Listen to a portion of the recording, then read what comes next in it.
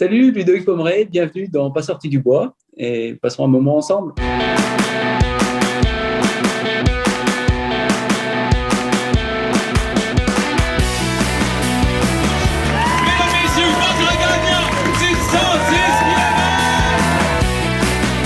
Si tu commences à te sentir bien en courant un ultramarathon, fais-toi-en pas, ça va passer.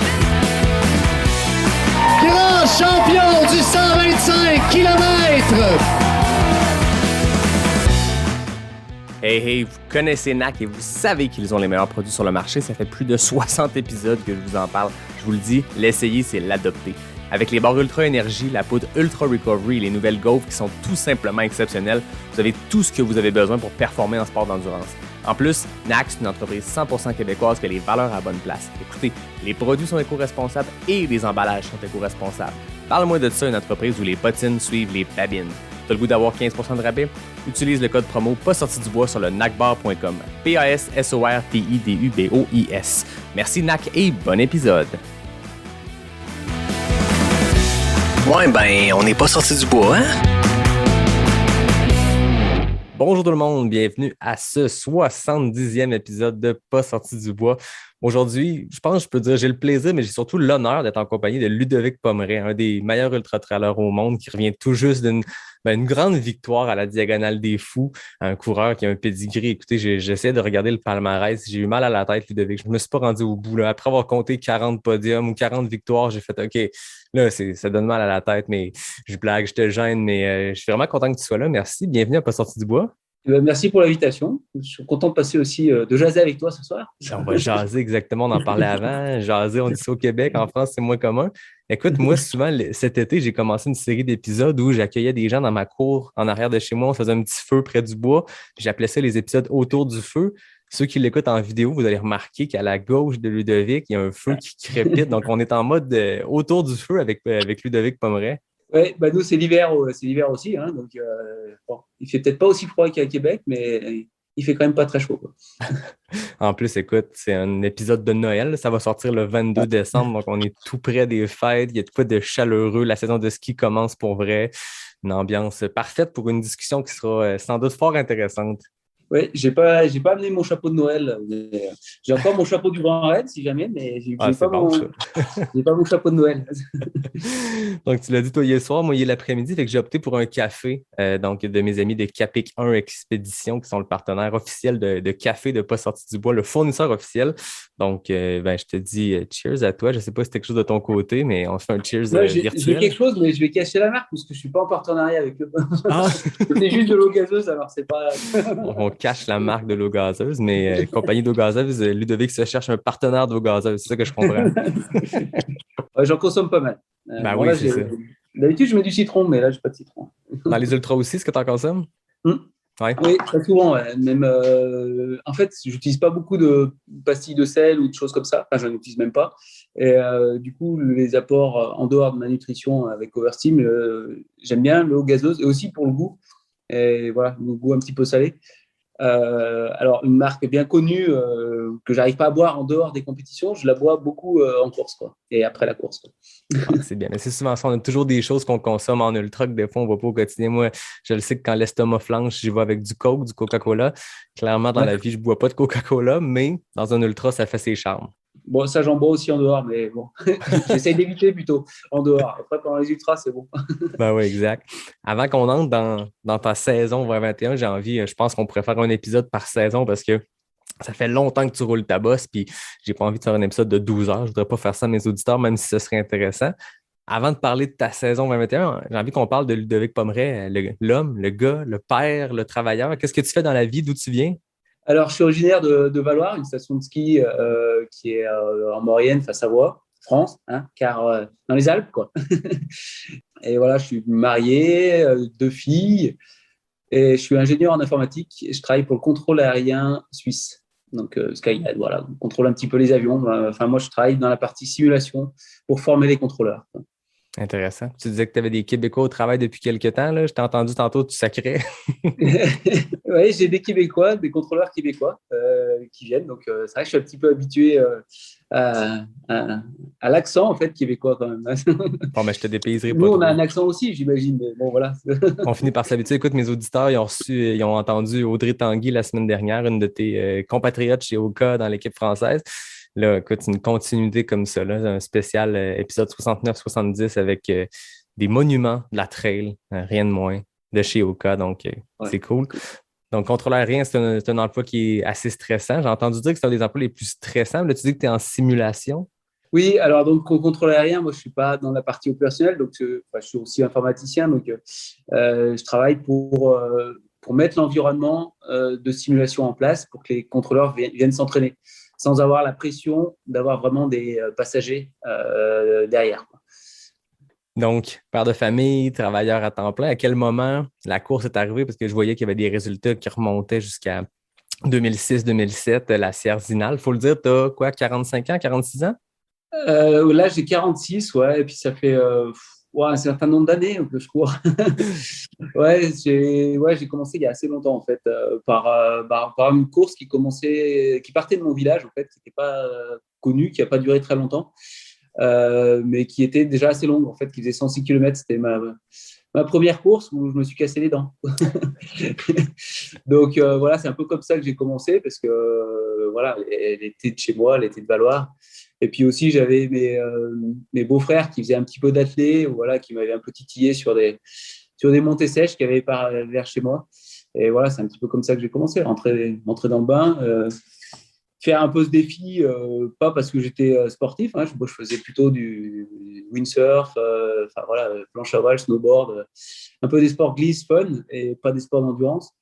Et voilà, cette course en fait qui partait de la maison, bah, c'était plus ce défi d'aller au bout. Évidemment, je pars ici. Donc après, je m'étais dit, bah, ouais, s'entraîner un petit peu aussi pour la réaliser, quoi. Et puis voilà, j'ai commencé un petit peu comme ça. Et cette course, elle a disparu. Et il y a une autre course qui est un petit peu plus connue maintenant, qui est arrivée, qui s'appelle l'UTMB.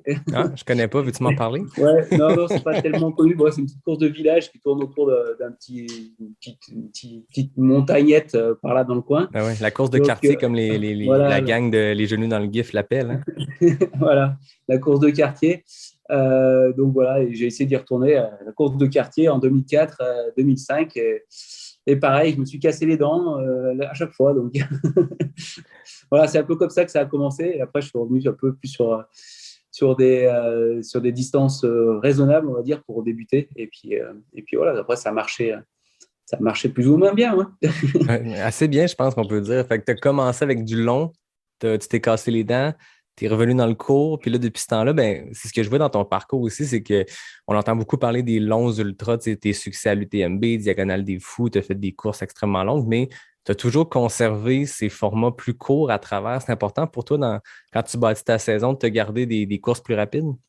Oui, bah, j'ai toujours construit un petit peu la saison comme ça, en faisant des courses un peu plus rapides en début de saison, en augmentant un petit peu la distance.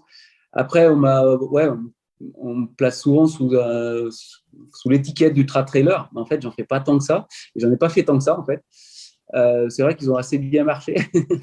Enfin, certains ont bien marché. J'ai eu des échecs aussi, hein, comme on mentionné. Mais je garde quand même des courses plus raisonnables et, en termes de distance. Et parce que j'aime bien aussi courir. Et je pense que faire 5, 6, voire 10 ultras, comme certains en font dans l'année, c'est pas tellement envisageable. Je pense que si on veut durer, il faut quand même être assez raisonnable. Donc faire des courses un petit peu plus petites, ça permet aussi de monter un petit peu, de voir autre chose, actuellement de se casser un petit peu les dents avec les jeunes aussi qui vont assez vite sur des formats courts, hein, qui arrivent aussi sur des formats plus longs, mais la moyenne d'âge est un peu plus élevée, on va dire quand même sur le plus long, quoi. Et en tout cas, même si c'est des efforts qui sont différents,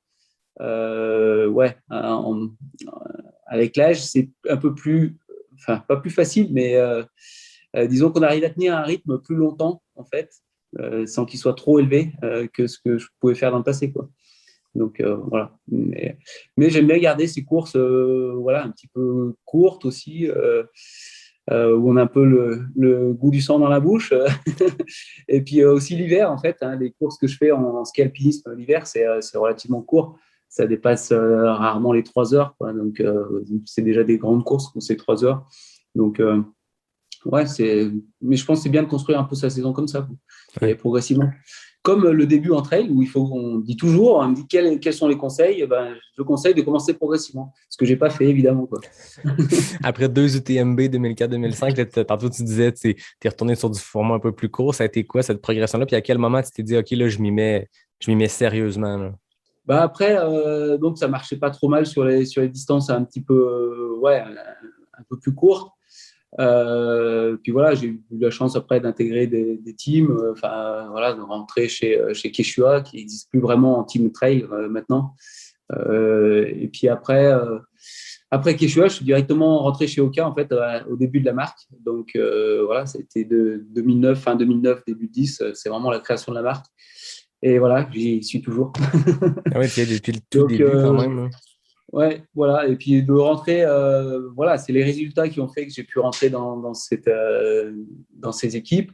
Et puis après, bah, le fait d'être dans les équipes, ça met un petit peu de pression. Et puis on a envie aussi d'aller voir un petit peu, bah, voilà, d'aller voir ce qu'on peut faire. Et voilà, ça a commencé un petit peu comme ça. Et après, pourquoi revenir sur les ultras une fois que ça marchait pas trop mal sur les petits? Bah, ouais, c'est aussi le défi.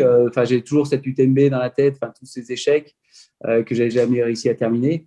Voilà, en 2009, bah, je gagne sur une autre course, sur le Trail de Sainte-Victoire, une invitation avec le voyage pour aller à La Réunion. Donc, c'est la première découverte à La Réunion sur la diagonale.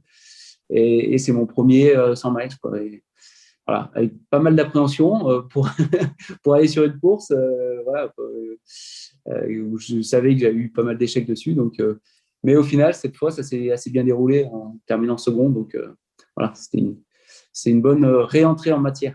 Ah oui, c'est ça, le premier podium à la Diagonale des Fous, parce qu'il y en a eu quelques-uns qui ont suivi. En fait, la deuxième place te collait bien à la Diagonale des Fous. Tu en as eu 3, si je ne me trompe pas. Ouais, un petit peu le poulie d'or de la diagonale. Donc après, j'y suis retourné en 2014 à la diagonale où j'ai encore fait deuxième. Je suis retourné en 2017 où là, c'était un échec, hein, donc j'en ai encore. Et puis après, en 2019, où j'ai encore fait deuxième. Et puis voilà, cette année où j'ai pas fait deuxième, mais voilà, j'ai pu gagner enfin cette course 12 ans après avec Daniel. On a partagé la fin de course. Ah oui, je vais vouloir qu'on entre dans le détail de cette course-là parce que c'est super intéressant. Puis c'est de quoi que moi, je parle souvent. Puis c'est un exemple que je donne quand les gens sont moins familiers avec le sport de l'ultra-trail ou la course en sentier. Quand j'essaie d'expliquer que c'est un sport qui est différent des autres, qui, oui, il y a l'aspect compétitif, mais il y a un aspect très communautaire, sociable, entraide. Puis je donne souvent l'exemple, y a-t-il d'autres sports à un niveau élite, les meilleurs au monde, où on termine main dans la main à la fin? Puis c'est un exemple que je donne souvent. Tu sais, François Daen l'avait fait à la diagonale, justement. Il y avait aussi Kilian qui l'avait fait sur la Hard Rock avec Jason Schlarb, exactement. Fait qu'on pourra revenir parce que j'aimerais ça comprendre ce qui s'est passé dans cette course-là puis à quel moment vous vous êtes dit, bon, on le fait. Mais bon, on était plus dans ton processus. Donc, Diagonale des Fous 2009. Puis ensuite, toi, tu as toujours continué de travailler. Tu n'as jamais fait le transfert complet comme athlète professionnel? Non, j'ai continué à travailler, bah déjà parce que je pense que, voilà, j'ai une famille aussi. C'est un peu de pression de se dire après, voilà, c'est vraiment ton métier. Si tu performes pas, il y aura pas de rentrée, quoi. Voilà. Puis bon, j'ai toujours un métier qui me permet de vivre correctement. Voilà, et puis ça permet, ouais, je pense, d'enlever un peu de pression. D'un autre côté, le sport et les entraînements permet d'enlever la pression au boulot, voilà, de se libérer un petit peu. Donc voilà, c'est complémentaire. J'ai demandé depuis longtemps en fait un temps partiel pour essayer de quand même voilà, trouver, parce que c'est toujours des compromis entre le travail, la famille, les entraînements, etc. Donc de réduire un petit peu mon temps de travail. Finalement, cette année, l'année prochaine, j'aurai 80%, donc je vais avoir 20% de temps en plus. Donc, c'est bien. Ah ben, Mais bon, ça fait 5 ans que je demande cette réduction. Donc, Puis est-ce que tu penses que le fait d'avoir regardé un peu j'allais dire les deux pieds sur terre, c'est peut-être intense, mais d'avoir gardé le boulot à travers, d'avoir gardé le quotidien intense d'un athlète amateur, donc d'avoir, oui, les compétitions, l'entraînement, mais d'avoir le travail. Est-ce que ça garde ce petit côté, le fun-là de la course, que c'est pas ton métier, donc il y a un aspect vraiment fun, tu sais, je le vois dans ton approche, puis tu sais, ça fait longtemps que je suis le sport, ça fait longtemps que je te suis, puis je sens vraiment qu'il y a une approche décontractée, puis le facteur fun semble avoir une place importante dans ton entraînement, dans ta pratique du sport. Est-ce que je me trompe? Oui, bah fun. Alors, c'est pas toujours fun, les courses, mais et on les aborde pas toujours sans pression. C'est vrai que c'est difficile d'aborder des grands événements, en fait, où on a envie de faire bien sans pression. Voilà. Là où j'ai pas la pression, c'est voilà, la pression du salaire, la pression de pas vivre correctement après s'il n'y a pas la performance. Donc ça, c'est vrai que ça enlève une grande part de pression par rapport aux courses. Ouais, et puis après, c'est un équilibre à trouver. Et ça, c'est vrai que mon coach, Philippe Propage, est bien là-dessus, en fait, où il prend bien en compte la vie de famille qu'on peut avoir, le travail, parce qu'on a tous un travail différent qui nous prend aussi différemment, qui nous libère peut-être des espaces, enfin des temps différents aussi. Donc tout ça, c'est à prendre en compte par le coach. Si on a un coach. et voilà, donc ouais, j'étais content d'avoir gardé ça. Et aussi toujours, en fait, ouais, en gardant en fait à l'idée que le sport, voilà, tout peut basculer aussi d'un moment à l'autre en fonction de s'il y a quelque chose qui est vraiment important au niveau blessure, enfin n'importe quoi. Et après, voilà, c'est compliqué quand même. Surtout quand, voilà, quand on a une famille derrière. Bon, ma femme travaille, hein, elle ne compte pas sur moi, elle me supporte beaucoup et puis elle m'aide beaucoup aussi sur les assistants. Donc ça, c'est encore autre chose. Mais voilà, donc c'est ouais, jamais voulu, puis jamais vraiment eu non plus l'occasion. Disons que les partenaires que j'avais non plus, voilà, on ne pouvait pas. Après, tout dépend du niveau de vie qu'on va avoir, voilà, mais je ne pouvais pas en vivre non plus complètement, quoi. Tu disais que ta femme et ton crew qui te suit, ton équipe de support, doit être le fun d'avoir cet aspect familial-là à travers les courses. Est-ce que tes enfants, c'est quoi? C'est gars, filles?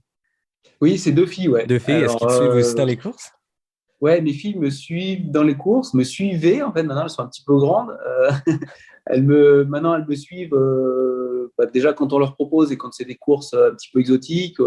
On va aller au Japon, on va aller à Martinique, à La Réunion. Voilà, elles aiment bien suivre. Quand je vais en France, elles viennent un petit peu moins. Après, à La Réunion, voilà, cette année, elles n'ont pas pu venir, mais sinon, jusqu'à maintenant, elles venaient toujours avec nous.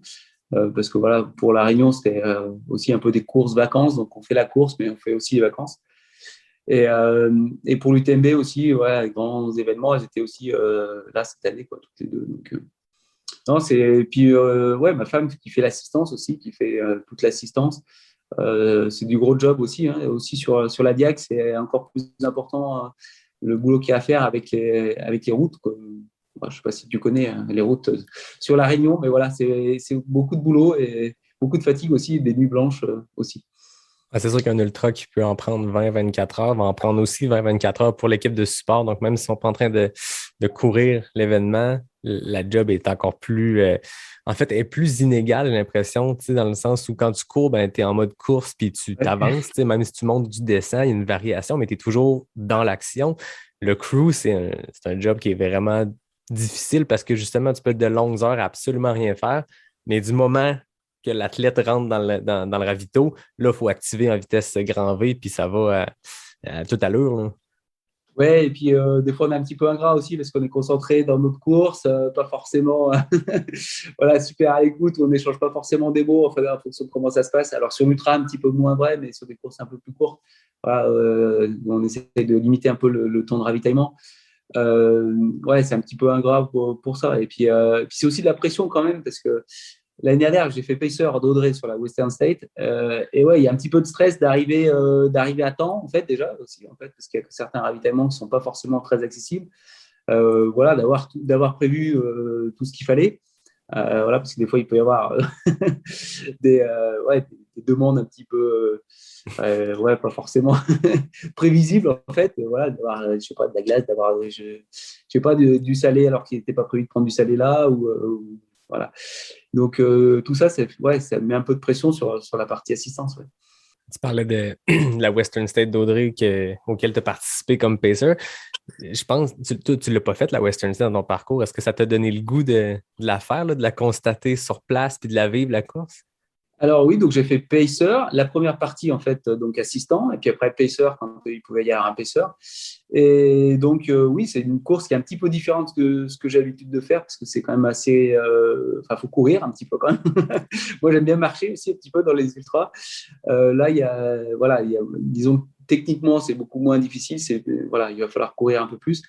Et tu me disais ça m'intéressait, donc j'y vais en 2022. Donc ah oui? Ça félicitations, on va suivre ça.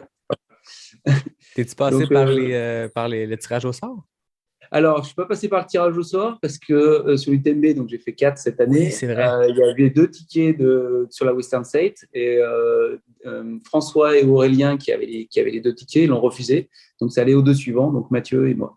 Oui, puis j'en profite pour le dire parce que ça fait quelques épisodes que Mathieu Blanchard, franco-québécois, moi je l'ai reçu au balado, puis c'est la fierté du Québec cette année à l'UTMB, on le suivait. Puis ça fait quelques épisodes que je dis, Mathieu Blanchard à la Western, Mathieu Blanchard à la Western, et finalement Mathieu ne va pas à la Western, donc il a décidé lui aussi de laisser aller son Golden Ticket. Donc, bon? Je ne savais pas parce que j'avais vu qu'il avait accepté en fait sur le.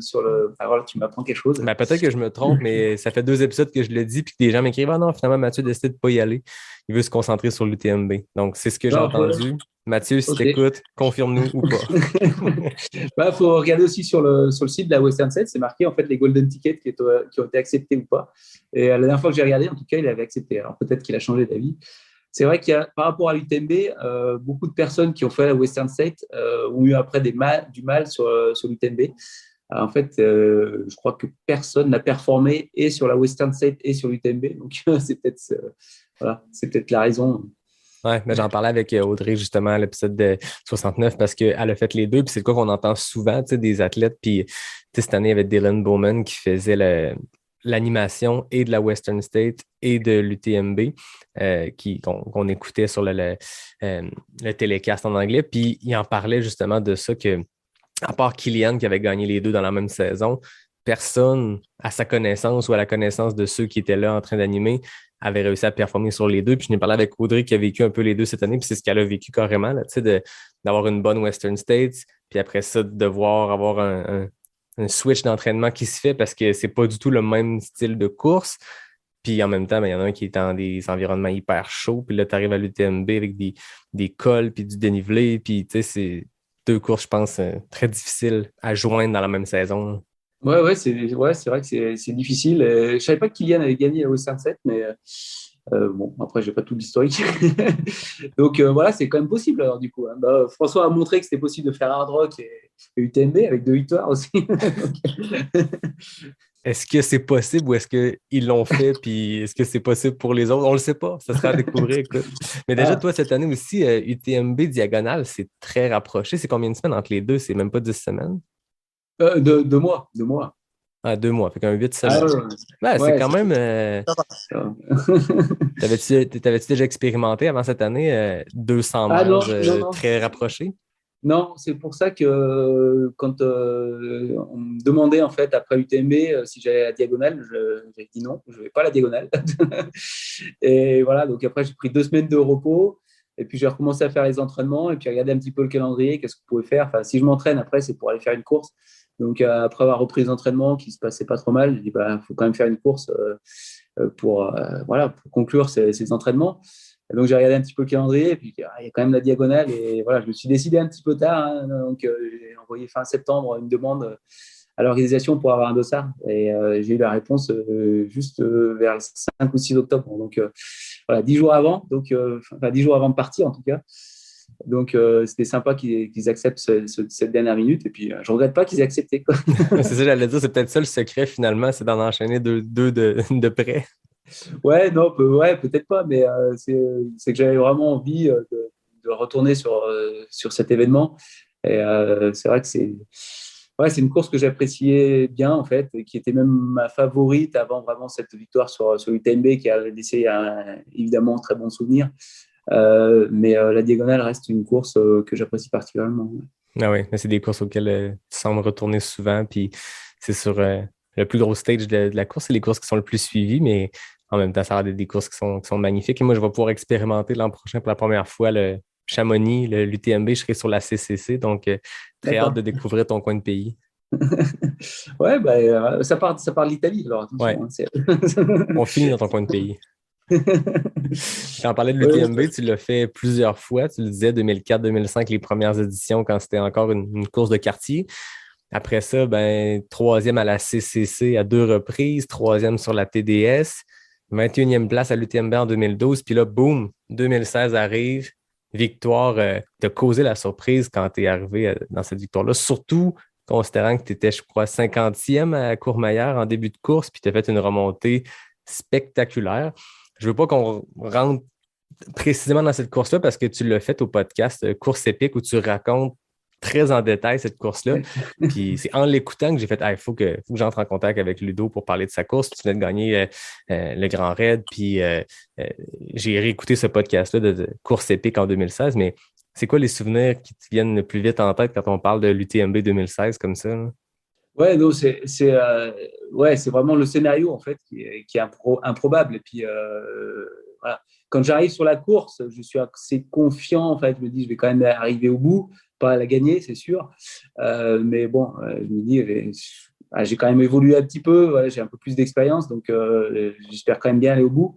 Et puis voilà, quand ça se passe mal, c'est vraiment la descente aux enfers. Et puis, et puis voilà, après, je me dis, je vais le faire en 2 jours. Voilà, c'est complètement changé en fait d'optique, mais terminer la course, coûte que coûte.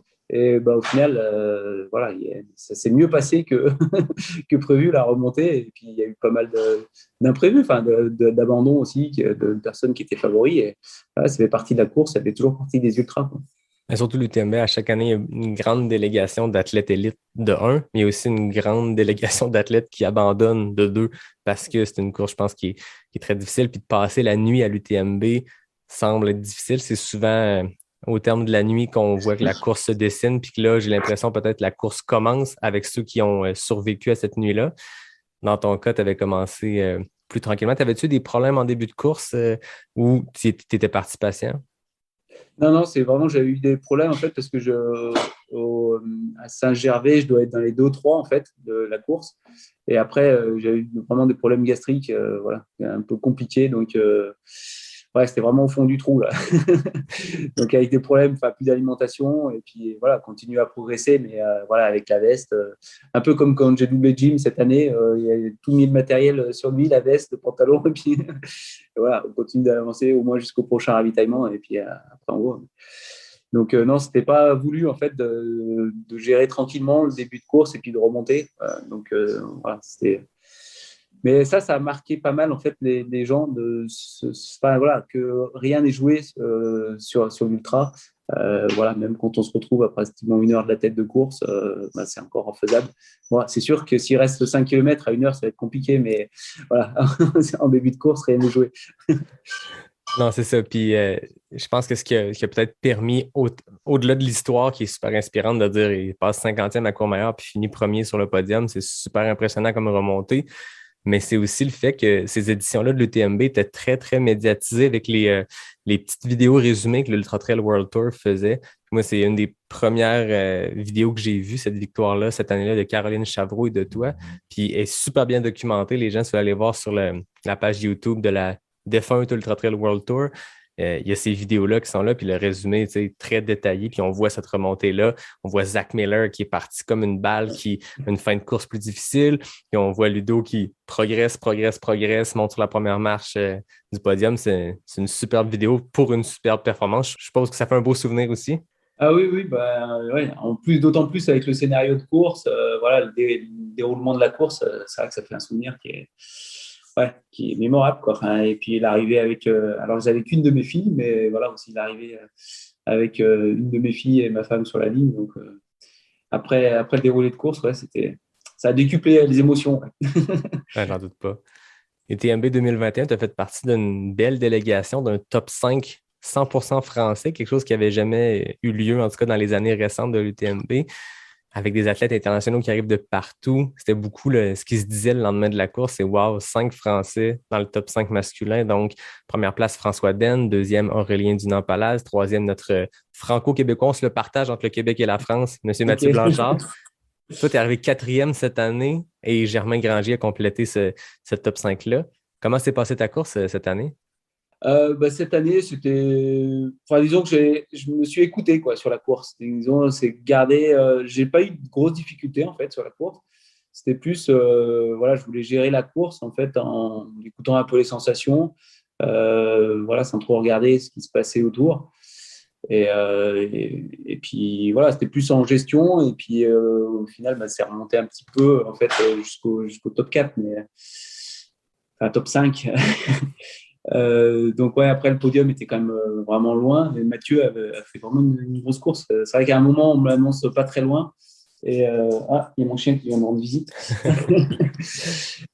Mathieu on me l'annonce vraiment pas très loin, disons à 20 minutes, et à ce moment-là je fais un petit effort pour essayer de revenir un petit peu, et là il me reprend encore du temps, donc il a fait une très belle fin de course aussi quoi, donc, moi, je pense avoir fait une course assez en gestion, assez régulière. Et c'est pas un podium, mais je suis quand même satisfait de cette médaille en chocolat et satisfait d'avoir fait un temps même inférieur en fait à 2016 quand je gagne, mais sans avoir eu de problème en fait. Disons que je gagne 20 minutes, mais j'ai pas de problème de course comme j'avais eu en 2016 quoi. Donc, moi, c'est bien de vous voir que 5 ans après, on est à peu près dans les mêmes performances. Donc, ça, c'est bien. Oui, c'est extrêmement impressionnant. Je ne veux pas te vieillir, mais je veux dire, ça reste que 46 ans, c'est très jeune dans la vie. Mais en ultra, quand on regarde l'âge moyen sur les podiums et tout, et là, d'arriver 46 ans, puis d'aller jouer avec les jeunes, puis leur donner un peu une leçon de voici comment on fait un ultra. Puis surtout quand tu le racontes comme ça, que ça a été une course assez sans grand creux, de ce que je comprends. Oui, ils sont grands creux, ouais. Après, ils sont pas si jeunes que ça. François, Aurélien est assez jeune. Mathieu, c'est aussi François.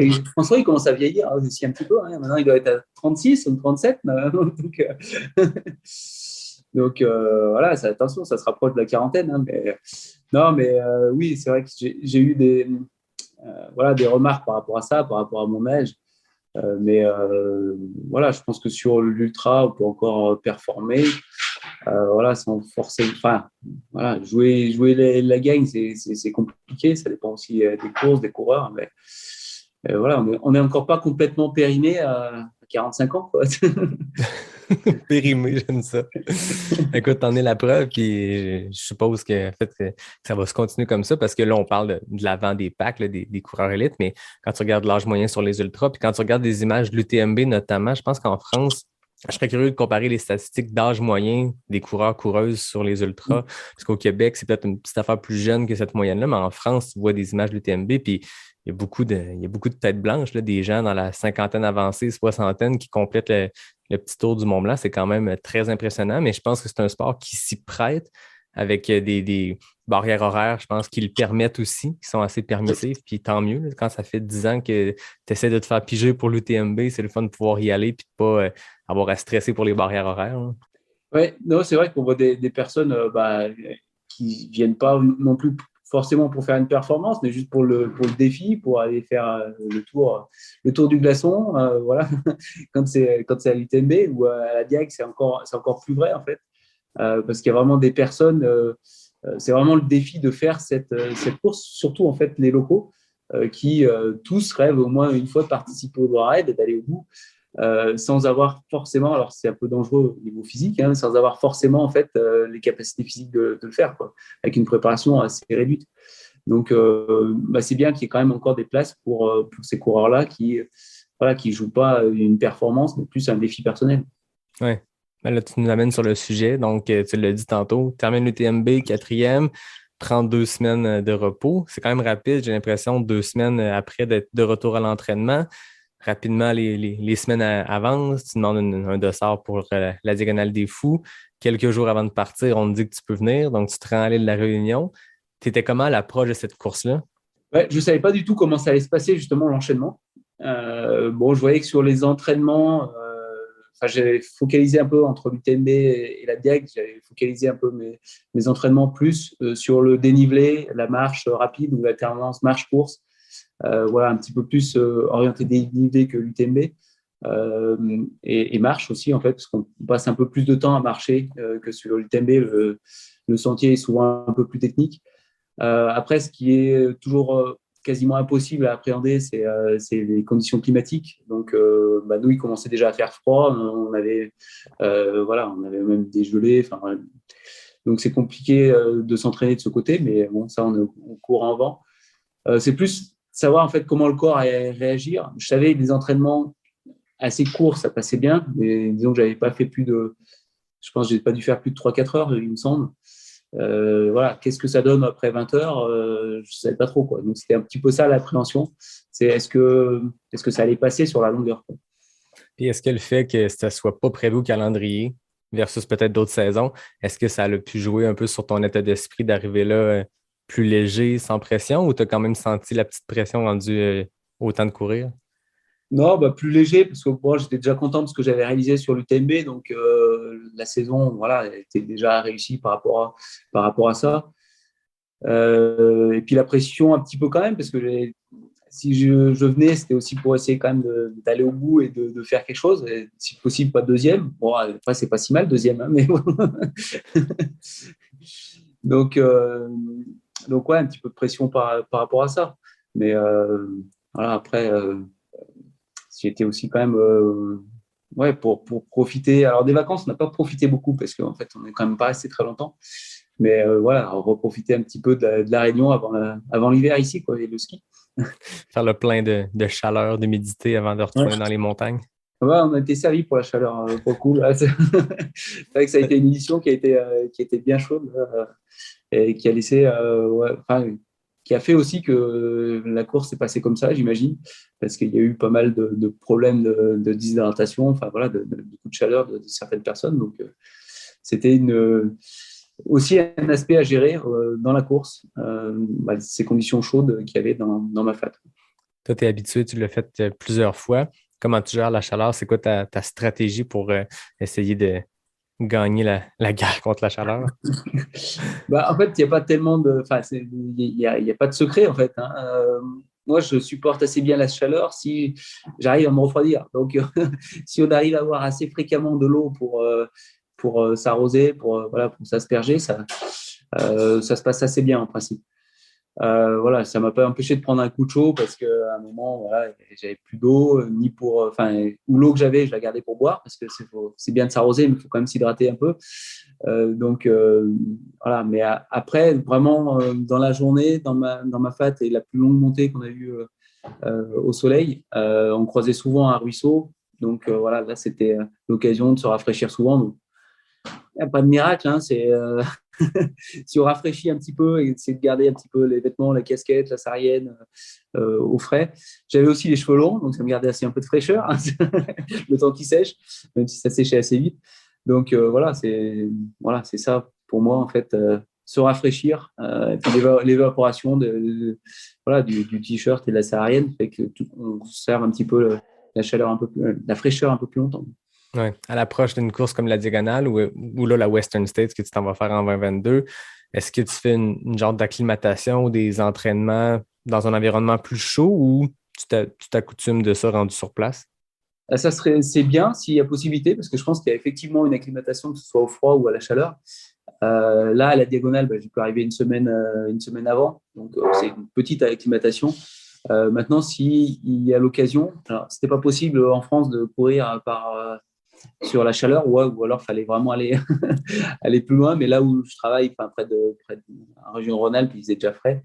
Donc voilà, on fait avec les conditions qu'on a aussi. Hein. Donc je ne vais pas mettre mon home trainer dans un sauna pour m'entraîner, mais ça pourrait être une idée. Mais... Il y a des gens qui le font. Ouais, voilà. Mais ouais, non, j'essaierai de faire un petit peu. Pour la Western State, on envisage d'aller peut-être à Maurice, parce qu'il y a aussi un trail qui se court à Maurice. Et puis voilà, j'ai un copain là-bas, enfin des copains là-bas, donc aller aussi un petit peu en vacances. Puis ça permettrait de s'entraîner un petit peu aussi dans la chaleur. Et puis on verra le temps qu'il fait ici, mais ça c'est difficile à prévoir, quoi. Oui, ça fait une raison pour prendre des vacances. Hein. On peut dire, ah, mais je m'en vais pas en vacances pour le plaisir, là, je m'en vais m'acclimater à la chaleur pour ma course. Ça passe bien. Hein. Ouais, bon, on veut partir pour la Western State, on veut partir aussi un petit peu plus longtemps, quand même, aussi profiter d'aller visiter un peu. Donc, quand on part assez loin, c'est bien de faire les courses. Voilà, moi j'aime bien faire les courses voyage aussi. Donc, on va pour un objectif, pour faire une course. On en profite un petit peu avant, même si souvent on a un peu de pression avant. Et puis voilà, en profiter, c'est un petit peu différent. Mais là, on va essayer de partir et puis de visiter un petit peu les parcs aussi avant la course, quoi. Oui, mais c'est la bonne place pour ça. Il y a beaucoup de parcs nationaux tout près de cette section-là des Ouais. États-Unis, sur la côte ouest. Là. Parlons de la Ouais. diagonale, là, maintenant qu'on est sur le sujet de la chaleur et tout. Comment ça a été ta course? Comment ça s'est déroulé? Raconte-nous à travers ces 170 km-là dans la jungle de la Réunion. Bah, cette année, donc, je voulais quand même prendre un petit peu plus de risques par rapport à. C'est pas des échecs, hein, par rapport à mes secondes places, hein, qui est une place très honorable. Donc, je voulais prendre un peu plus de risques et rester avec la tête de course. Et j'avais établi un temps, en fait. Je le fais pas souvent, en fait, mais j'avais établi un temps par rapport, en fait, à la gagne de l'année d'avant, l'année précédente. Donc, c'était Greg Kurmer. Et voilà, je m'étais fixé un petit peu ces temps de passage-là. Et j'étais même en avance sur ces temps-là, mais la tête de course était encore en avance de cela. Donc voilà, je voulais prendre des risques, mais quand même, l'objectif premier, c'est de terminer la course. Donc au final, c'était un peu comme mes autres courses, ça s'est terminé en gestion. Et puis voilà, à remonter au final sur la tête de course, au lieu de rester voilà, dans le paquet de tête qui était le plan initial. Mais voilà, il faut aussi s'adapter pendant la course. Et c'est difficile. Voilà, je voulais faire un petit peu différemment de l'UTMB où j'avais vraiment prévu de rester, de m'écouter, de rester dans mon pace sans aller voir ce qui se passait à côté, au moins en tout cas en début de course. Je voulais gérer différemment sur la diagonale, mais voilà, la course a fait qu'au final, ce n'était pas différent. Et tu voulais te mettre un peu en danger, je comprends. Voilà, c'est ça. Et puis voilà, après, c'est remonté un petit peu progressivement et j'ai couru avec différents groupes de coureurs. Voilà, j'ai passé pas mal de temps avec Bennett Marmisol, qui finit 3, avec Cédric Chavet, enfin voilà, et jusqu'à revenir sur Daniel. Et puis voilà, donc c'est vrai qu'il a fait toute la course en tête, en fait, donc il a fait vraiment une grosse course. Et voilà, je remonte quand même sur lui. Et je le connais, Daniel, on avait fait je ne le connais pas très bien, mais on avait fait déjà quelques courses ensemble. Notamment, on avait été sur une course en Chine ensemble. Et voilà, on échange quelques mots. Et puis après, je continue ma course. Et voilà, de ce qu'il me disait, avec les douleurs qu'il avait, je ne pensais pas le revoir. Et au final, voilà, un quart d'heure après, il est revenu. Et puis après, on ne s'est plus quitté, quoi. Parce que lui, il a pris la tête, je pense, autour du 50e kilomètre, puis il a tenu ça quasiment jusqu'à la fin. Dans ton cas, c'est à quel kilomètre que tu l'as rattrapé? Moi, je l'ai raté à peu près au kilomètre 110. OK. Donc, il reste voilà, encore une cinquantaine, soixantaine de kilomètres. Là. Voilà, on a fait une cinquantaine de kilomètres ensemble, ouais. Puis comment ça se passe, une co-tête de course comme ça? Est-ce que vous aviez le temps? Est-ce que vous preniez le temps d'échanger un peu ou vous vous suiviez puis c'était plus une présence plus qu'une conversation? Non, on discutait quand même. Notamment, il y avait un caméraman qui faisait le suivi live. On essayait d'avoir un petit peu aussi par-ci par-là des infos de course, savoir qui c'est qui arrivait derrière. Voilà, on n'avait pas forcément les infos très justes parce qu'il nous disait que c'était Dylan qui revenait dessus. Et j'en ai parlé avec Dylan récemment. Il m'a dit qu'il n'était jamais revenu vraiment près de la tête de course. Et donc, voilà, quand on nous a annoncé que Dylan était 20 minutes derrière, on sait qu'il finissait assez fort les courses. Il était assez spécialisé, on va dire, là-dedans. Donc, on s'est un petit peu alliés pour éviter que le troisième revienne sur nous. Et voilà, c'est comme ça que ça a commencé. Et puis, à force de rester ensemble, voilà, on est venu aussi à discuter et dire qu'est-ce qu'on va faire sur la fin de course. Et voilà, on s'est dit que si on pouvait, enfin, si tout allait bien, c'est-à-dire que chacun n'avait pas de gros coups de mou, voilà, de gros problèmes, qu'on pourrait finir ensemble. Et c'est bien de discuter avec le coureur. et puis que ça soit d'un commun accord. Je comprends aussi si le coureur me dit je préfère jouer ma place, enfin ma chance, tenter ma chance. Très bien, tant que c'est discuté avant et que on est tous d'accord.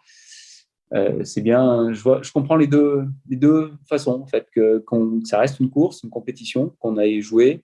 Un peu plus de mal après à vraiment la jouer au sprint, c'est dans la dernière ligne droite sur le stade de la Redoute, mais je pense que ça ne serait pas le cas sur un ultra comme ça serait décidé avant. Voilà. Mais quand on a passé déjà pas mal de temps ensemble, qu'il n'y a pas de grosse faiblesse ni d'un côté ni de l'autre, voilà, c'était bien qu'on termine ensemble. Je pense qu'on était contents tous les deux de partager cette fin de course. Et sur un ultra, c'est bien d'être accompagné aussi. C'est vrai que quand on a des longues périodes tout seul, mentalement, c'est aussi plus compliqué, quoi. Donc, faire cette. En fait, sur la diagonale, à part quand j'ai vraiment rattrapé Daniel, peut-être ouais, je ne vais pas le dire en anglais, quoi. Pendant 2-3 heures, j'ai peut-être été seul, mais sinon, j'ai toujours été avec quelqu'un, quoi. Donc, ça permet de s'occuper l'esprit, en tout cas. Si ça n'aide pas forcément physiquement, mentalement, ça joue quand même pas mal. Ah ouais, c'est une course qui ne permet pas les pacers, mais ça permet d'avoir des pacers dans la course directement. Voilà, c'est ça. À quel moment dans la course êtes-vous rendu où? À combien de kilomètres de l'arrivée que Daniel et toi vous êtes dit bon, ben, si ça va bien, on termine ensemble? Je pense qu'on a dû faire 20-25 km ensemble avant de se dire, voilà, si tout va bien pour les deux, on terminera ensemble. Donc ça, c'est décidé relativement rapidement. Ouais. Ça, c'est la première fois que tu finissais une course côte à côte avec quelqu'un? Non, la dernière diagonale en 2019, hein, donc j'avais terminé deuxième avec Nicolas Rivière qui était un Réunionnais aussi. Ah, vous avez fini égal, je ne savais pas. Ouais, donc on avait fini pareil ensemble. 2019, c'était une course un petit peu particulière avec il y a eu pas mal d'élites dont je faisais partie aussi qui se sont perdus en début de course. Donc voilà, c'était un petit peu particulier comme édition. Donc ouais, non, c'est quelque chose qui est assez courant en fait. Mais toujours en fait discuter avec le coureur avant et puis voilà si on doit se départager on se départage aussi et il n'y a pas de problème là-dessus et voilà, j'accepte les deux quoi. Ah, c'est intéressant. C'est quoi qu'on voit quand même souvent à la diagonale des gens qui terminent ensemble. Est-ce que tu penses que l'aspect, je ne sais pas comment dire, tu sais, je ne suis pas allé, mais j'en ai parlé avec plein de gens qui sont allés, tu sais, l'aspect très communautaire, je pense qu'il y a un sentiment très, très fort de fierté de la part des Réunionnais, mais de la part de cet événement-là qui est là pendant une semaine. L'île au complet vibre au rythme du Grand Raid. Ce côté-là, chaleureux, familial, communautaire, penses-tu que ça contribue à avoir des performances où ce sentiment-là communautaire se poursuit dans la compétition à travers les athlètes? Oui, je ne sais pas si c'est particulièrement sur La Réunion. C'est vrai qu'il y a un engouement assez spécial sur La Réunion parce que toute l'île, en fait, sait qu'il y a l'événement, en a entendu parler, ou, comme le disait Daf, a eu envie, en fait, chaque Réunionnais a eu envie au moins de faire la diagonale. Donc, c'est vrai que c'est un engouement qui est vraiment spécial. Maintenant, moi, j'ai ressenti un petit peu ça, en fait, de passer du temps avec d'autres coureurs si la course s'y prête, évidemment, en fait, hein, parce que ça reste quand même une course. Donc, s'il y a des coureurs ensemble, sans s'enfermer dans un... C'est difficile aussi de courir ensemble, parce que des fois, on a un peu tendance à s'enfermer dans un confort, alors qu'on pourrait faire un petit peu mieux. Donc, voilà, c'est difficile aussi de se dire, je vais faire la course avec quelqu'un. Et de prévoir ça au début de la course, c'est compliqué. Ouais. Voilà, pour moi, ça vient assez naturellement. Sur l'UTMB, j'ai passé un bon moment de la course aussi avec des bons collègues de chez Compressport, Diego Pazos, Greg Kurmer. On a passé un bon moment ensemble. Voilà, après, à un moment, la course a fait qu'on s'est séparés. Voilà, il n'y a pas de... C'est des moments qu'on passe ensemble sans forcément se dire, voilà, on va faire toute la course ensemble. Et c'est un petit peu dommage dans un sens ou dans l'autre, en fait, hein, qu'on soit moins bien ou mieux que la personne avec qui on est, de se limiter et de se forcer à rester ensemble. Je pense que ça vient un peu naturellement et ça vient en fonction du déroulé de la course. Et forcément, après, quand on a passé du temps ensemble, voilà, sur la fin de course, il y a de l'aide mutuelle et moi, finir ensemble, après, c'est naturel. Ouais, quand on ouais. Tu as senti qu'il y a eu cette aide mutuelle-là, des moments où quelqu'un est dans le creux, l'autre le ramène un peu vers le haut et vice-versa? Voilà, ouais, c'est ça. Après, j'avais hésité un moment en fait sur l'UTMB quand je reviens sur Germain-Grangier, mais je reviens vraiment en fin de course. Après, on n'avait pas tout à fait la même vitesse. Donc voilà, pour moi, ça ne s'y prêtait pas forcément à terminer ensemble. Puis ouais, voilà, il n'y avait pas eu de fait de course qui permettait de terminer cette course ensemble. Voilà, même si j'apprécie aussi Germain qui a fait une belle course. Mais voilà, ça vient, voilà, ça vient comme ça. Disons que au départ d'une course, c'est dur de se dire, et il y a des gens qui le font, hein, qui disent on va faire la course ensemble.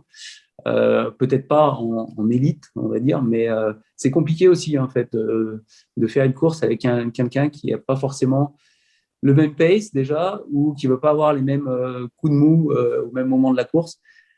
Donc, ouais, c'est une course différente, je pense, c'est une course d'équipe, quoi. Ouais. Ouais. A priori de la course, on peut avoir un niveau de fitness ou un pace voulu ou un temps dans la tête qui peut être comparable, mais rendu dans le concret, dans le sentier, Ouais. tout peut arriver. Puis c'est très, très rare qu'on ait coordonné deux coureurs sur les mêmes hauts et les mêmes bas. Des fois, tu peux te supporter là-dedans, mais des fois aussi, il faut faire sa course. Puis comme tu le dis, je pense que il y a l'attrait d'avoir quelqu'un avec qui se tenir, puis de pousser un peu plus, vu que l'autre coureur pousse un peu plus. Mais il y a aussi le danger opposé d'avoir un certain confort, comme tu le disais. Tu sais. Ouais. Fait que là, tu as remporté cette diagonale des fous après 3 deuxièmes places. C'était quoi le sentiment quand tu as traversé la ligne d'arrivée avec Daniel? Non, bah ouais, le sentiment, bah déjà, en fait, d'avoir réussi la course, d'avoir pu enchaîner ces deux ultras, et puis et enfin de réaliser voilà, ce qui me faisait rêver quand même depuis ma première participation, où j'étais content d'avoir fait deuxième, mais c'est vrai que bah, deuxième, on reste un petit peu, on reste un petit peu deuxième, et voilà, cette course, comme je disais, est assez particulière, et voilà, j'ai envie de la réussir, et c'est toute voilà, cette émotion, c'est aussi en fait de retrouver ma femme sur la ligne qui a fait l'assistance, donc voilà, comme à chaque fois sur la diagonale. Sachant que cette année, je lui avais dit, bah, c'était un petit peu compliqué au niveau travail, elle avait du mal à se libérer, dit, bah, sinon je vais sans. Mais bon, elle n'a pas voulu, donc c'est pour ça qu'on a fait plus court, et voilà, elle ne regrette pas non plus quoi, d'avoir fait cette course d'assistance aussi. Ouais, une victoire d'équipe. Voilà. Il y a un moment drôle qui s'est passé pendant la course. On l'a vu par après dans une captation où juste avant de monter dans les escaliers, tu as dit à la caméra, je vais faire une montée à la Jim Wamsley. Puis là, tu as dévalé à toute vitesse cette montée-là, comme une vidéo mythique d'il y a quelques années quand Jim avait tenté la diagonale des fous. Puis on l'avait vu monter cet escalier-là littéralement à la vitesse où tu le fais. Comment c'est venu cette histoire-là? Parce que j'ai trouvé ça vraiment très drôle pendant la couverture de la course. Ouais, non, mais parce que quand je suis arrivé à cet endroit-là, je me souvenais de Jim, en fait, qui lui, pour le coup, c'était vraiment pas pour rigoler, c'était vraiment sa gestion de course. Et quand on le voit repartir, ouais, c'était tellement improbable, en fait, de repartir à cette vitesse, en plus avec sa foulée pratiquement en montée de genoux sur cette partie-là, alors qu'il y a une grosse montée qui arrive. Hein. On a déjà doit déjà avoir fait 400 mètres de dénivelé, il y en a encore 700 à venir, je crois, ou un truc comme ça. Et de le voir repartir à cette vitesse, ça m'a fait rire et ça m'a fait repenser à ça. Et j'ai dit, je vais faire une petite gym là-dessus parce que voilà, c'était quelque chose pour moi qui était mémorable. Alors, malheureusement, pour lui, c'était un échec à la fin parce que ça s'est mal terminé. Mais voilà, oui, c'est juste sur le coup, j'ai repensé à cette séquence qui est assez mémorable sur la diagonale, je pense. Ça fait partie de ton approche, d'avoir des petits moments d'humour comme ça dans une course. Ça garde le côté plaisant à la compétition. Oui, bah, disons que tant qu'on arrive encore à se détacher un petit peu comme ça, c'est que ça va encore pas trop mal. C'est que la tête et les jambes vont bien. Et puis ça permet de déstresser un petit peu. Ouais. C'était très drôle. Je te l'ai le mentionné. J'avais pas de grandes questions là-dessus, mais je pense, beaucoup de monde qui l'ont vu, puis ça a fait beaucoup rire de petit clin d'œil à ton compagnon de chez Oka. J'avais pas le style de Jim, mais bon, voilà. Non, mais avec toi, les cheveux longs frisés, ça a un style un peu à la Jim à ses débuts, 2016-17. Ouais. J'ai pas la même foulée, hein. Je suis pas aussi aérien que lui. Hein. Ouais, ça c'est Jim, c'est la foulée mythique de Jim Wamsley. Ouais, Félicitations pour ta victoire. C'était super inspirant, c'était super excitant à suivre. En fait, ces deux courses-là, c'est des courses que je pense que les gens, il y a un grand intérêt. Oh, on voit ton chat arriver dans l'écran qui veut faire partie du podcast. Un grand chat. Oui, quand même. Hein? Non, je disais, ça a été vraiment des courses le fun à suivre parce que ce qui est le fun, autant de l'UTMB, c'est de la diagonale, c'est qu'on peut les suivre. Bon, c'est quasiment comme les autres sports à la télévision. Bon, l'UTMB a un bon budget pour suivre ça, mais la diagonale aussi, il y a moyen d'avoir une belle couverture puis de le suivre. Puis tu nous as fait vivre des belles émotions. C'était cool de voir cette remontée-là. C'était cool de voir ces 60 km avec Daniel, la victoire main dans la main. Ça nous rappelle à quel point, même en avant du pack chez les élites, il y a cette entraide-là, puis cette collaboration-là, puis cet esprit de communauté qui est très fort dans le trail, là. Oui, bah après, même dans les élites, élite, après, tout le monde est élite à un moment. Enfin, des élites, voilà, c'est pas. Tout le monde. Avant d'être élite, il faut commencer aussi en coureur inconnu et puis devenir élite. Donc, tout le monde, voilà, au départ, on a les mêmes chances. Hein, donc, j'aime pas trop dire ce terme-là. Mais voilà, on se connaît aussi tous, on s'apprécie, ça n'empêche pas de faire quand même, de garder la compétition et d'avoir des bons échanges pendant la course, mais de garder la compétition en ligne de mire. Et voilà, après, le déroulé, comme j'ai dit, hein, tout dépend de la course et puis des coureurs avec qui on évolue. Et par rapport je voulais juste revenir par rapport à ce que tu disais sur les web TV en fait qui se développent. C'est vrai que c'est assez. J'espère que ça a médiatisé un petit peu plus cette discipline. Et c'est vrai que pour suivre, parce que ça m'arrive aussi de suivre les autres coureurs comme sur les courses. C'est vrai que c'est assez intéressant, assez palpitant. Et maintenant, on arrive quand même à avoir pas mal d'images. Alors, certes, souvent, c'est quand même bien focalisé sur la tête de course. Hein, c'est ce qui intéresse évidemment le plus de personnes. Mais c'est vrai qu'on a des belles images et des beaux suivis qui permettent de vivre un petit peu l'émotion de la course aussi. Et puis, j'espère d'avoir un peu plus de médiatisation du trail running. Ah oui, mais ça va avec la propagation du sport. Tu sais, j'ai rencontré un expert de l'administration du sport, ou en tout cas du côté business de la chose, juste pour parler de l'explosion en popularité de la trail. Puis il avait ressorti une statistique qui était parue, je ne sais pas, dans un magazine ou peu importe, par une étude. Puis ça disait que le trail est en augmentation de 1000% en ce moment. Tu sais, ça explose partout. Nous, on le voit au Québec, ça explose aussi depuis quelques années, puis ça gagne en popularité. Puis nécessairement, s'il y a plus de gens qui le pratiquent, il y a plus de gens qui s'y intéressent, qui veulent suivre des web TV puis voir qu'est-ce qui se passe. Ça permet d'avoir plus de balados, de rencontres, puis de propager un peu l'esprit de communauté du sport puis les valeurs du sport. Je pense qu'il y a ça aussi qui peut être, je ne veux pas dire risqué, mais tu sais, quand un sport explose en popularité, de garder cette espèce d'essence-là. Tu sais, toi, ça fait longtemps que tu es dans la course en sentier. On le disait depuis 2006 ou 2007 que tu en fais. Tu as vu cette évolution-là du sport. Est-ce que tu crois que les valeurs continuent de se propager? Est-ce que ça fonctionne? Oui, je pense que ça reste quand même un petit peu, même si moi, quand j'ai commencé, en fait, je ne vivais pas tout à fait la course de la même façon que maintenant. Disons que quand on est au cœur du peloton, on n'a pas non plus les mêmes échanges que quand on est en tête. Bon, déjà, des fois, on a moins le temps de parler quand on est en tête, surtout sur les courses plus courtes, en fait, où au niveau respiratoire, etc. Voilà, il n'y a pas forcément beaucoup d'échanges. Mais je trouve que pour l'instant, il y a toujours vraiment une bonne convivialité, pas de coureurs qui sont inaccessibles. En tout cas, pour ma part, je n'ai pas ressenti ça. C'est vrai qu'il y en a, on voit notamment à Cham, en fait, qui ont un petit peu de mal à sortir dans la rue, en fait. Hein. Notamment, je pense, François, Kylian, c'est compliqué qu'ils sortent et se balader tranquillement dans la rue.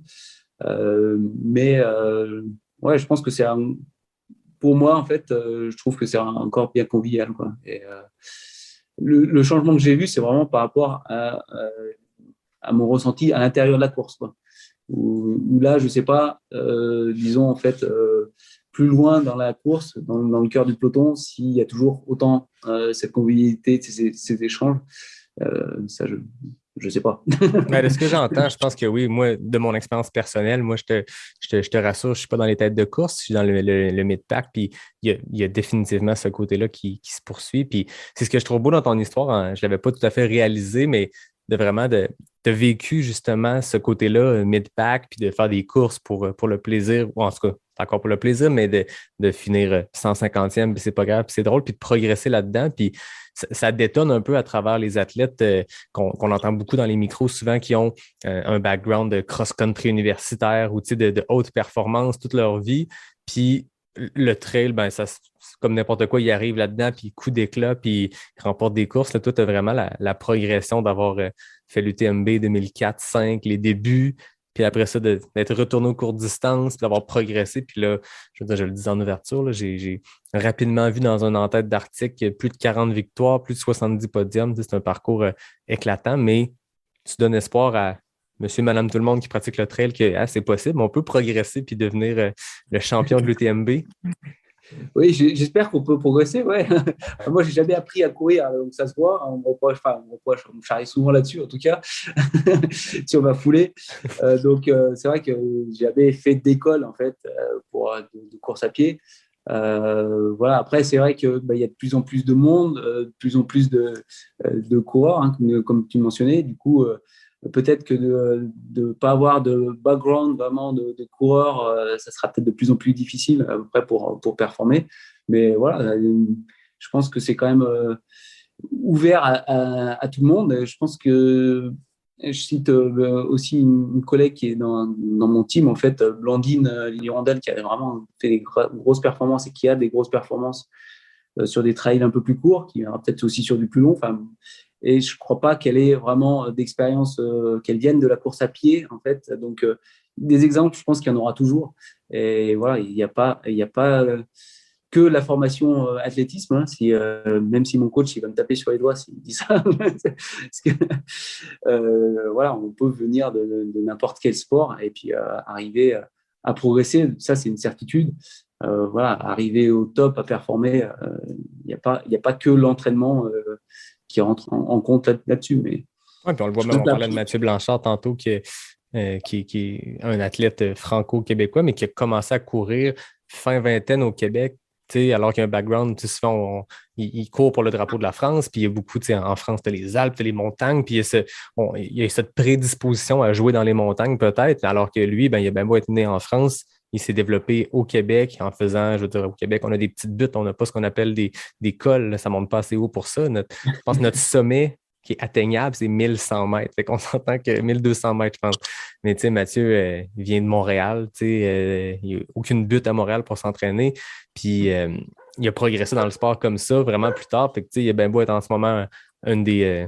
j'ai vu dans un article l'autre fois, le Rising Star of Ultra Running, avec une étoile montante de la course, mais c'est un gars justement qui n'a pas ce background-là universitaire puis qui performe extrêmement bien. Puis je pense qu'il y en aura toujours, mais c'est sûr que le background cross-country, université américaine qu'on entend de plus en plus, on n'a pas fini de le voir. Puis je pense que la preuve est que c'est des gens qui ont le fitness, qui ont le moteur qui est là. Puis alors, c'est quand ils se mettent à se dédier à faire de la montée, faire de la course en sentier, se développer dans les sentiers techniques, dans les descentes, mais ils vont être extrêmement dangereux pour les prochaines années. Puis c'est beau à voir ça aussi, mais c'est le fun qu'il y a encore cette diversité-là, qu'on peut avoir un podium UTMB avec des gens de différents horizons qui n'ont pas toutes la même recette.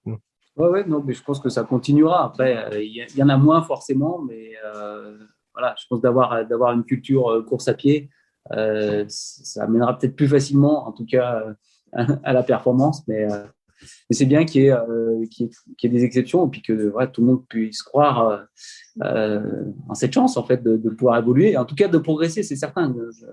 Quand on commence bas, normalement, on va progresser. C'est aussi plus facile hein, et c'est plus motivant. Quand on commence déjà haut et puis que forcément après c'est plus compliqué. Enfin, si on est habitué à gagner sur piste et puis qu'on se retrouve dans un trail et puis ça marche pas, est-ce qu'après vraiment on va avoir le mental et puis l'envie de continuer, sachant qu'on a été au top dans une autre catégorie de la discipline, quoi. Enfin, une autre discipline, en fait, carrément. Ah oui, c'est clair. J'ai envie de t'amener sur un autre sujet pendant que on parle de grandes courses, on parle de l'UTMB, Western States, Hard Rock, que je sais que je pense que ta course épique, tu l'avais dit que c'est une course que tu aimerais bien essayer un de ces jours, mais j'ai beaucoup d'auditeurs qui aiment, comme toi, courir puis joindre ça à un voyage. Donc là, pendant qu'on parle à un gars qui a fait beaucoup de courses en France, dans ton coin de pays, c'est quoi les petites courses qu'on connaît moins, qu'on n'entend pas parler, qui sont peut-être dans l'ombre de d'autres grandes courses, mais qui valent la peine d'être connues dans les Alpes ou en France? Ouais, là, il y en a plein, quoi. Mais, toi, tes coups de cœur, là? Non, mais je ne veux pas faire. C'est vrai, il y a plein de courses à découvrir. Après, c'est ce qu'on a envie de découvrir. Le trail, c'est assez vaste, en fait, comme sujet. Donc, qu'est-ce qui nous intéresse aussi dans une course? Est-ce que c'est plus l'aspect course nature? Est-ce que c'est plus d'être orienté sur du dénivelé? Voilà, c'est difficile à te répondre comme question. Moi, j'aime bien quand même les courses, comme je te disais, en fait, où aussi on puisse un petit peu marcher, voilà, qu'on soit un petit peu perdu en montagne. Il y a des trails, en fait, qui se déroulent, il y a des urban trails aussi. Donc, le trail est tellement varié, c'est difficile de dire qu'est-ce qu'on va conseiller comme course. Après, je vais quand même conseiller celle de mon village, parce que j'ai toujours attaché là-bas à Valoir. Donc, il y a une course là-bas qui se fait chaque année au mois d'août. Mais voilà, il y a plein de courses, que ce soit dans les Alpes, Alpes-Maritimes, il y a plein de courses de partout. Hein, donc, je n'arrive pas vraiment à conseiller. Ça dépend aussi de ce qu'on recherche. Après, le prorata ou le ratio qu'on a, en fait, distance, dénivelé, ça donne une indication sur la course, mais ça ne donne pas forcément une indication de technicité, de beauté. Ça dépend de ce qu'on recherche, en fait, dans la course. Donc, mais il faut venir toutes les essayer. Hein. Il y en a sûrement une dizaine par week-end dans toute la France, mais il y a de quoi faire, quoi. Ben, ça, c'est bon, c'est qu'on peut choisir une date qui nous convient pour nos vacances, puis on va se trouver un ultra quelque part à faire en France, c'est certain. Ouais, après, pas forcément un ultra. C'est vrai que les ultras, il y en a quand même moins, mais voilà, des trails, en tout cas, c'est sûr que en France, il y en a au moins plusieurs par week-end dans toutes les régions. Voilà, moi, je suis plus attaché par les Alpes aussi pour faire moins de trajets, en fait, parce qu'il y a suffisamment d'offres dans la région pour me satisfaire. Et puis voilà, c'est là où je suis originaire, donc j'aime quand même bien être dans les montagnes, quoi. Écoute, je te relance l'invitation parce que nous, ici au Québec, on a de très belles trails. On n'a pas des hautes montagnes, mais on a des sentiers bien techniques, bien difficiles. Puis on réussit à aller chercher des fois du 3, 4, 5 000 mètres de D+, total sur des distances quand même assez imposantes. Il y a Aurélien Collet que tu connais probablement de ton Témoca qui est venu s'essayer sur l'Ultra Trail Arikana. Donc, quand tu auras l'occasion de passer par le continent américain, faire un petit croche dans le nord-est, entendre parler l'accent québécois, il y a des belles courses de trail en tout cas. Ah, il va falloir que je m'y mette un petit peu à venir. J'ai reçu une invitation de ton collègue, je crois, de Distance Plus. Oui. C'est ça, qui m'a invité justement sur cette course. Voilà, mais qui est, je crois, le début septembre, en fait, ou vers le 10 septembre. Non, Ultra Trail Arikana. Voilà, et voilà, du coup, c'est un peu compliqué quand même de courir sur l'UTMB et aussi sur ce trail-là. Ah, c'est un peu rapide. C'est un beau parcours. Il faudra faire la passe sur l'UTMB pour venir courir là. Oui, c'est clair. Ben, c'est ça, ils sont très rapprochés. Là. Je pense qu'ils ont 1 à 2 semaines de différence, dépendamment des années. Mais ouais, le 125 km, c'est un beau parcours, mais il y a des distances plus courtes. Hein. Je pense que c'est Sébastien Chéniaud qui était venu faire le 28 km de cette même course-là une année. Puis Mathieu Blanchard, je pense qu'après son UTMB où il avait terminé 13e en 2018, il était venu faire le 28 km. Donc, les plus courtes distances parce que 125 km 2 semaines après l'UTMB, c'est pas gage de succès. Hein. C'est un petit peu long, mais je me souviens qu'Aurélien m'en a parlé de cette course. Il m'a dit qu'il y avait un petit peu des racines. Hein. C'était un petit peu. Ce qu'on n'a pas en mètres d'altitude, on le retrouve en racines. Ouais. Tu parlais de Nicolas Fréret. Je voulais terminer avec sa question parce que Nicolas Fréret de Distance Plus, c'est celui qui nous a mis en contact. Puis je le remercie d'ailleurs, Nicolas, qui est un super rédacteur, co-rédacteur en chef du magazine Distance Plus, qui a un pied de chaque côté de l'Atlantique, un peu au Québec, un peu en France. Puis j'ai dit, ben là, Nicolas, là, tu m'as mis en contact avec Ludo. Fait que là, je te donne le droit à une question. Il m'a dit, il parlait du fait que tu performes justement sur la courte distance, sur la longue distance. Il demandait, c'est quoi le secret de ta longévité dans le sport? Comment tu fais pour t'entraîner avec autant de rigueur comme les pros qui font ça temps plein, tout en conservant ton emploi? C'est quoi le secret de cette longévité-là? S'il y en a un, puis si tu veux le révéler. Non, j'ai pas de secret. Et performer, voilà, ça devient quand même de plus en plus dur de performer sur de la distance courte. Hein, donc ça, je l'ai déjà mentionné. Mais voilà, je pense que comme on en a déjà parlé tout à l'heure, hein, c'est d'avoir l'équilibre entre les entraînements, la vie de famille, voilà, les autres occupations qu'on peut avoir, en fait, sociales ou aussi professionnelles. Et peut-être ce qui a permis que je reste assez longtemps, en fait, à ce niveau, c'est peut-être justement de ne pas trop en faire, en fait. Mon coach, en fait, me dit souvent que je n'ai pas un volume très important par rapport à d'autres coureurs. C'est vrai que c'est entre 10 et 15 heures, en fait, par semaine. Voilà, je connais des coureurs qui font beaucoup plus et peut-être que c'est ça aussi, en fait, un petit peu d'économie, longévité. Peut-être que c'est les chaussures que je porte aussi, j'en sais rien. Je n'ai pas vraiment d'explication. Peut-être que c'est génétique et j'espère que ça va durer en tout cas. Je n'ai pas d'explication, mais j'espère que ce n'est pas encore terminé, quoi. Ben, j'ai pas l'impression. Fait que l'an prochain, tu disais Western State. As-tu déjà d'autres choses au calendrier pour la prochaine saison? Non, j'ai fait la première partie de la saison, mais après, non, je n'ai pas prévu. Après, s'inscrire sur une course, c'est quelque chose. La réaliser, c'est encore autre chose. Hein, donc, on verra ce que ça donne l'année prochaine. Cool. Ben, merci beaucoup, Ludovic. Moi, je termine tout le temps mes entrevues avec les questions éclair NAC.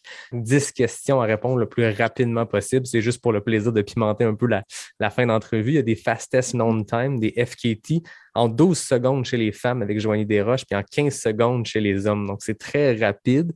À ta défense, on est à Zoom en distance avec le décalage horaire. Je pourrais ressortir, c'est quoi le temps d'Audrey Tanguy? Je pense que c'était 24 secondes, qui est quand même un bon temps pour Zoom. Fait qu'on va essayer de se baser sur le temps d'Audrey Tanguy pour mettre un peu de piment dans cette compétition-là. Là. OK. Fait que tu me dis quand tu es prêt, puis je parle le chrono. Eh bien, allez, vas-y. Route ou trail? Trail. Monter ou descendre? Monter. Bière ou thé? Thé. 50K ou 100 000? 120. Question NAC, poudre ou barre protéinée? Bar. Espagne ou Portugal? Espagne. Oka Speedgoat ou Mafaté? Speedgoat. Hiver ou été? Été. Sentier roulant ou technique? Technique. Diagonale ou UTMB? Celle-là est dure. Diagonale.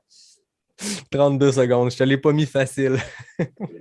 Attends, je devrais pas dire ça, je devrais pas dire diagonale. Hein. En plus, avec Oka qui est partenaire du TMB. Tu as le droit de répondre les deux. Là. Je pense que tu as eu du succès sur les deux. C'est deux courses auxquelles tu reviens souvent. Donc, je pense que clairement, tu as un petit coup de cœur pour ces deux événements-là. Ouais. Non, puis il y a diagonale, c'est la dernière là, qui reste dans la tête. Donc, ouais. Ah oui, exactement. Ben, merci beaucoup, Ludo, de ton temps. C'était super apprécié de venir jaser dans un podcast québécois. Je pense que les gens te connaissent de réputation ou parce qu'ils ont suivi les courses cette année, mais c'est le fun de découvrir la personnalité humble et humaine derrière l'athlète. Puis ça a été une super discussion. Eh ben, écoute, merci pour l'invitation. Et puis, je suis en train de réagir. Je ne sais pas pourquoi d'habitude, je mets toujours la descente en premier, mais là, j'ai mis montée, tu vois. Donc, c'est quand on a la pression, des fois, on ne peut pas forcément. Des fois, quand on ne pense pas, c'est là que la vérité sort. Pourtant, c'est là où, normalement, surtout en début de saison, je pêchais un peu en montée. Donc, tu vois, c'était pas. Mais pourtant, le ski alpiniste, c'est pas supposé aider pour les montées de trail aussi? Voilà, oui. C'est ça, la pression. Hein. Des fois, on ne répond pas toujours. Et voilà. Donc, merci Ludo. Moi, comme d'habitude, je termine l'entrevue en remerciant David Hébert qui signe le design graphique du podcast. Je remercie Fred Desroches qui signe le thème musical. Je remercie mon partenaire NAC, partenaire officiel du podcast depuis les tout débuts. Je te remercie toi, Ludo, pour ton temps. Puis je dis à la semaine prochaine à tout le monde. Joyeux Noël. Hein? Au moment où l'épisode va paraître, on va être rendu tout près. Joyeux Noël à toi et à toute ta famille. Et merci. Joyeux Noël aussi à tous. Et puis, une prochaine. Alors peut-être au Québec. Ben, t'es le bienvenu. Quand tu passes, tu me fais signe qu'on se fait un épisode en vrai. Tu pourras battre ton record des questions éclairs. OK. Ça marche. Salut Ludo. Salut.